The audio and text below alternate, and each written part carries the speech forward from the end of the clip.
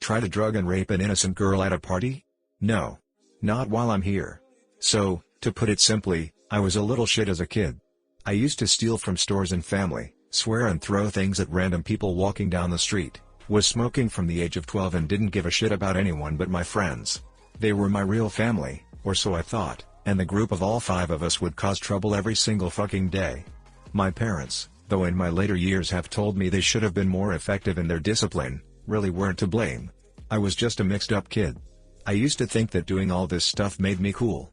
I can't really describe how superior I felt when I made grown adults afraid of me, but it made me feel powerful, and power was something I craved when I was younger. I could go on and on about my sins, but the fact is, I was just fucked in the head. I've made amends where I can't do who I could, but you're not here for self-flagellation, you're here for the revenge. So long story short, when I was 16, my parents finally had enough, and despite all my tantrums and screaming and even some physical violence against my dad, they decided to put me in a school for troubled youth. I call it a school, but what it really was a military institution that taught discipline in the most brutally effective ways while throwing in some literacy and numeracy classes along the way. Without going into too much detail, I'll say that this school changed me. While aggressive, violent, cocky and near homicidal when I was first dumped on their doorstep, the men who ran this camp broke me down. I was there for just over a year. No phone calls, no visits home, no access to the outside world. For 1 whole year, I had this camp and these counselors, these real-life hard-ass men teach me just how much of a shit stain I really was. By the end of my second summer, I was a changed kid. I had fought and screamed and gotten my ass kicked more times than I can count, but eventually, I was beaten down. These men taught me that real men simply don't act the way I did, and that the type of path I was headed down would lead me either in jail or dead. They were brutally honest about it, especially this one counselor, Jay. By the end of my stay, I considered Jay a second father. Though I hated him at first for making me feel inferior, he really did me a favor teaching me how toxic my behavior was, and to this day I still think of him as something of a hero. He was the main person who deemed me ready to return home. But the backstory is getting really long, so let's get to the real story. When I returned home, I had changed from an abusive little prick to a somewhat civilized young man, ready to take on my last year of high school. I was nervous to go back, since I had adapted to the disciplinary school lifestyle, but I was also excited. I missed my friends, and hoped they would just accept me back despite the fact that I hadn't spoken to any of them in over a year. And to my relief, I was accepted back with open arms. One of my closest friends had moved states since I'd been away, but the other 3 were ecstatic to see me.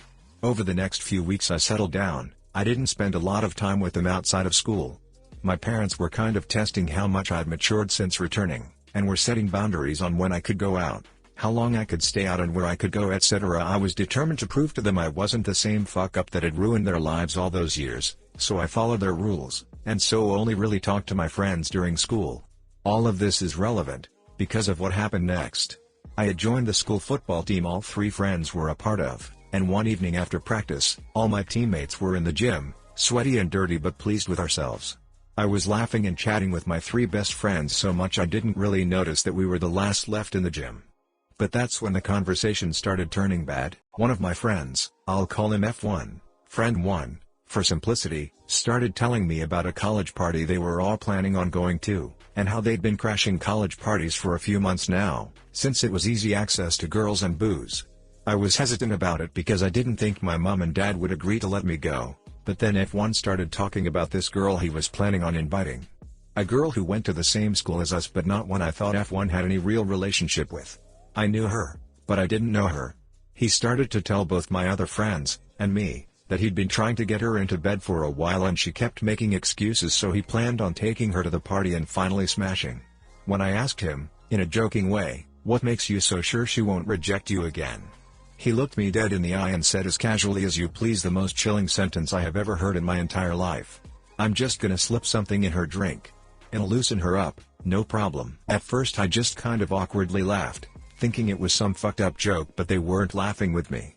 When I asked him if he was serious, he told me he was sick of her bullshit games and knew she was just stringing him along, and that the pills would just make things easier. I could not believe my fucking ears. I excused myself from the conversation pretty quickly and practically bolted home, most likely driving through several stop signs, but I really don't remember. I spent the whole night convincing myself my friends were just messing around. A few more days pass and the conversation in the locker room is all but forgotten, though they hadn't shut up about the party, and kept insisting that I just sneak out and join them. I got called a pussy repeatedly for telling them I wasn't going because of my parents, but again, I just brushed it off. Then the shit finally hits the fan. During yet another, after-school training session, we all end up the last in the lockers. And F1 does something I never would have expected in 1,000 fucking years. All three of them have been talking about the party this whole time, then F1 starts rummaging through his gym bag. He tells us all to look at this and tosses F2 a small bag of little pink pills. Immediately, I feel the blood drain from my face, and like a bomb's going off in my head, a voice in my mind is screaming, "Holy shit, this is really happening, this is serious, holy fucking shit." It's really hard to describe what I was feeling when F1 started going into detail about how he planned on inviting the girl to the party, slipping something into her drink and making use of one of the frat boys' bedrooms for a few hours. I was sick. Like literally could have hurled everything from my stomach all over the floor as I listened to all three of them talk about how awesome the party was going to be after just describing how they were planning to rape a girl. I couldn't take it, and again I ran off. I actually did end up puking later that night, going over and over in my head what the fuck I had just witnessed. I almost couldn't believe it. These three boys had been my friends for 15 years. I thought of them as my own family, thought I knew them better than anyone, but 1 year away and this? I'll tell you that I actually broke down crying that night. I'm not ashamed to admit it. What I am ashamed of is how long I took to actually get a grip and handle it. I knew I should have told someone. But in some fucked up way, my loyalties were still screwed. Don't crucify me for it. I know now what I should have done. But I was 17, and these were my best friends. I didn't want them to get into trouble, but at the same time, I knew I couldn't let this shit go down. So instead of reporting all I'd heard to an adult like a normal fucking person, I decided I'd sort it out all on my own. So I went to F1, and told him not to do what he had planned. Told him it was stupid and dangerous and would ruin both his life and the life of the girl he was planning on drugging. He didn't even blink. He got right in my face and told me that the school I got sent to had turned me into a pussy. That he hated how much I'd changed and had been trying to change me back with F2 and F3. Even told me how they'd been talking about me behind my back, and how they planned to give me a turn on the girl once F1 was done with her, just to show me what I was missing out on. Then he said something I'll never forget. He told me, word for word, "I'm doing that little bitch a favor. She's a fucking virgin. And after this party, your mom won't be the only one finally getting some." I punched him. We fought, and we both got sent home on suspension for fighting. I could not fucking believe it. I was seething. My best friend had said that to me. My best friend had told me he was going to rape an innocent girl at a party, and I was a pussy for not wanting to join in? I was disgusted. Sickened to my core. And I was done with him. My parents were disappointed I had gotten suspended so shortly after coming home, but I just sat quietly while my mom cried and my dad screamed at me. I know now that I should have told him, but after what F1 said to me, I had this insane notion in my head that I was going to get him back all on my own. And now, to the revenge. After a weekend of being grounded, I went back to school, and the first thing I did was seek out F1. He was about as bashed up as I was, but he was sporting a nice black eye from where I'd hit him in the face. F2 and F3 were standing with him, and they all glared at me as I approached them. Then I did something that made me feel sick. I apologized to him. I told him I was sorry I hit him, and that he was right, I had changed, and I hated what that school had done to me, and I wanted to go back to being the old me again, and surprisingly, they all bought it. F1 and I even hugged it out, and I put the cherry on top when I told them I'd be coming to the party. Now, for my dumbass teenage plan. First, I started recording them whenever we were alone together. I wanted to get everything they said about the party and the girl they were planning on victimizing on tape. I knew I needed some kind of proof, or it would just be my word against theirs. And after a few days, I had gotten more than enough. But I wasn't done. No, my stupid self had a plan and I was going to fulfill it to the fullest. So the next thing I did was track down the girl, take her aside, and tell her everything. She was pissed, and scared, but I begged her not to go to the police or tell anyone. I know now that was stupid as well, but for some reason, she listened to me. I had a plan. A crazy, stupid plan to teach them all a lesson.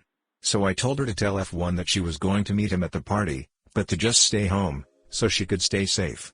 Later that day F1 started bragging about how the girl had accepted his invitation and everything was going to plan. And I sat there, phone half out my pocket, recording the whole damn thing. So night of the party finally rolls around, and I sneak out, because, you know, I was grounded. I think it's worth mentioning that I wasn't filled with vindication and self-righteousness throughout the whole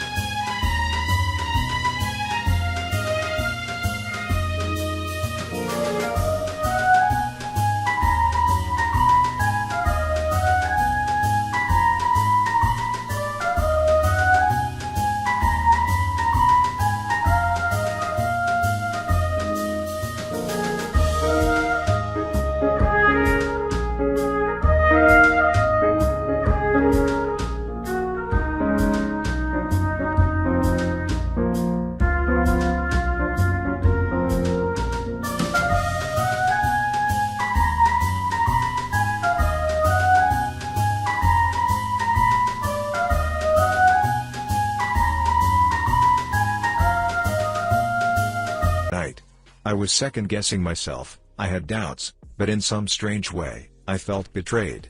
These 3 boys had been my brothers since before I could throw a punch, and I felt betrayed that they had gone down this road. What fucked me in the head even more was the possibility that I might have been just like them if my parents hadn't sent me away. It was a strange moment of realization to come to in the middle of a crowded frat house surrounded by drunk idiots, but you take what life throws at you. So the night goes on, and F1 is getting steadily more frustrated that the girl he invited hadn't shown up. I'd made sure to keep him in my sights for the whole night, not wanting him to decide that any old girl would do if he couldn't take the one he wanted. I kept an eye on all of them, watching as they drank and drank while I stayed as level-headed as possible with some water in a beer can. When midnight came, all 3 of them were plastered, and I knew that all the girls at the party would be safe by then. By this time the crowd was dying down, and a few people who couldn't hold their liquor were already passed out around the house. And now was my time to shine. While all 3 of them were occupied with a drinking game, I hunted in F1's bag and found the bag of little pink pills. Here's where I did something I'm not particularly proud of, but I'll tell you anyway. I slipped 1 pill into 3 beers each and handed them to my friends, and then waited. It didn't take long before all 3 were passed out on the floor, along with quite a few other party guests. I then took out a black permanent marker pen from my bag and wrote "rapist" on all 3 of their foreheads, took pictures and immediately uploaded them to our school's Facebook page, so everyone who attended our school would see. Admittedly, I didn't really think this part through, since I not only did this in full view of every other conscious person at the party, but also knew the photos wouldn't last long on the school site before they would be taken down. But since it was a small school, in a small town, I didn't doubt that a whole bunch of people would see it before a teacher removed the photos, and that's exactly what I wanted. Next came the recordings. When I got home, I got a verbal bludgeoning from my parents for sneaking out, but they stopped when I finally told them what had been happening. They were both shocked, and a little disbelieving, but when I played them both the recordings I'd saved on my phone, they were just as sickened as I was. I was silent in the car as my dad drove me to the police station, receiving a lecture about how I should have just come to him in the first place, and what I'd done at the party wasn't necessary. But I felt like it was at the time. My phone had already blown up with other students commenting on the pictures of my 3 ex-friends with "rapist" written on their foreheads. And while a lot just laughed at them, many were questioning if there was any truth to it. It was what I wanted. I wanted everyone to know who they really were, so they had nowhere to hide. The hours at the police station were admittedly very scary. I was still debating with myself whether or not I did the right thing, but my friends had chosen their own fate. I still felt hurt and betrayed they'd allowed themselves to become this way, and even though I felt a little guilt for potentially ruining their future, I did what I thought had to be done. And long story short, the recordings were enough to get them all on charges of planning to commit a crime. Since the girl F1 had been planning on drugging had been named, her parents were understandably furious, and demanded all 3 of my ex-friends be arrested. I would have been too, were it not for the girl telling her parents, and the courts, that I had warned her to stay away from F1 and the party. I was charged for my use of an illegal substance, since I admitted to using the pills on my 3 ex-friends, and also for battery, since the permanent marker was seen as a form of assault, but luckily I never got jail time. I did get a boatload of community service though. All 3 of them were tried as adults in a case of attempted rape, but only F1 got actual jail time, since he was the one who'd gotten the pills and was the only one who admitted to wanting to use them. The other 2 only got probation and community service for being accessories but were completely shunned in our town. No one ever let them forget. I was prepared for the backlash, ready to be jumped by them or something, but strangely enough, I think seeing F1 go to jail for what he did knocked some sense into the 2 of them, and they wised up enough to actually get into college without football scholarships, since they were both kicked off the team. They never came anywhere near me again, which surprised me, but I no longer cared. In my mind, my friends were dead to me long before all of this went down, and by the time I moved away to college, it was all behind me. I'm in my final year of college now and I still think about those 3 sometimes. I think about how, if my parents hadn't sent me to that special school, I may have ended up just like them. Oddly enough, I do miss them at times, but I know it's the memory of the kids I miss, not the men they turned into. I've thanked my parents continuously for sending me to that place, and even got some approval from Jay when I felt man enough to tell him what happened. I don't know what will happen to F1 when he gets out of jail, but a part of me hopes he learns his lesson and moves on with his life, like I have. Jay called me a few days ago, just to check up, and I told him this whole story, which is kind of why I'm now telling the internet. I guess the moral is to stand up to your friends when you know they're doing wrong, but maybe not in the stupid way I did it. Always involve others more qualified to deal with situations you're not sure about. Even if you're a headstrong, stubborn as fuck teenager who thinks you know everything. TLDR, 3 old friends of mine planned to rape a girl at a party, so I exposed them to the whole town, and get one friend thrown in jail. Update: wow. I did not expect to get this much support over all this.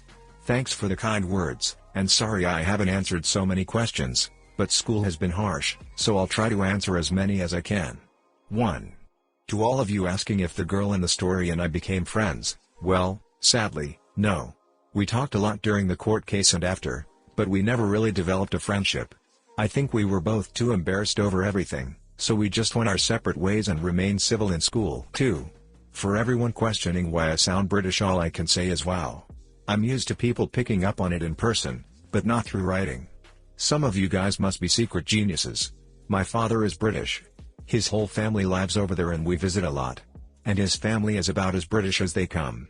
And a little piece of side information, I was actually born in Britain, 6 weeks premature, but I was raised in America. 3. For everyone asking about Jay, well, he's great. A great man who's gone through a lot in his life too. He lost his son to drugs, which is why I kind of think he made it his job to look out for boys like me, just to make sure no other parent goes through what he did. His reaction to what happened was to basically call me an idiot for all the crap I pulled, but he was proud I didn't forget everything I learned the moment I got home. He's also told me that he'd like for me to come and speak at the school next summer, just to tell some of the new boys coming in how bad things can get if you refuse to change the way you live. If I ever strike it rich, I'll be giving that school a massive donation. 4. For everyone asking where this happened, for the sake of everyone's privacy, including mine, I'm going to have to keep that a secret.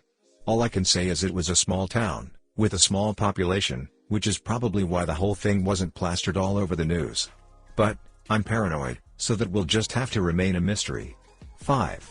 For everyone suggesting I track down my friend that moved before I got back home, well, I'm kind of on the fence about that. Call me a coward, but I think I'd prefer to remember him as my childhood friend, without all the memories being tainted the way they are with all the others. If I went looking, I might not like what I find, and even though it's possible he changed too after being removed from such a toxic environment, I just don't know. I guess I'd rather live with the ambiguity. 6.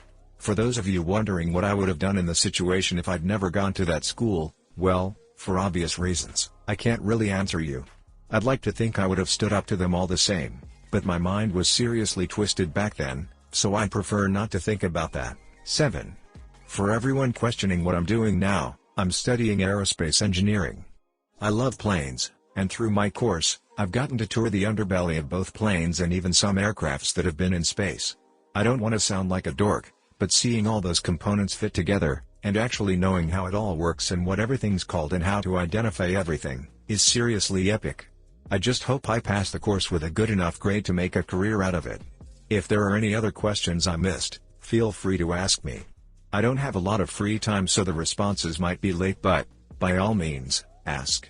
Once again, thank you to everyone for your kind words, and for the surprising lack of people calling me a dumbass. I appreciate. Hi guys, please like, comment, and subscribe if you enjoyed the video. Major props to you. Fuck those guys. I'm glad you were able to truly grow as a person because, like you said, who knows what would have happened if you didn't go away to that school. You seem like you have your head on straight. It's a crazy world out there, stay safe brother. Thanks dude. Holy shit, it takes a great deal of courage to stand up to your enemies, but a great deal more to stand up to your friends. Albus Dumbledore, this made me think of that. Not a lot of people have this kind of courage. I salute you sir. Take a silver medal. My first ever award, thanks. For the record, I don't really see what I did as brave, a lot of it was more stupid dumbassery. But I appreciate it. Thank you. Pretty damn nuclear with a side of positive personal growth, that's pretty good man. The way you handled things on your own could have gone super bad, but I'm glad it worked out in the end. Cheers. This right here is some cinematic shit, fucking love it top. I was just thinking this would make a good movie.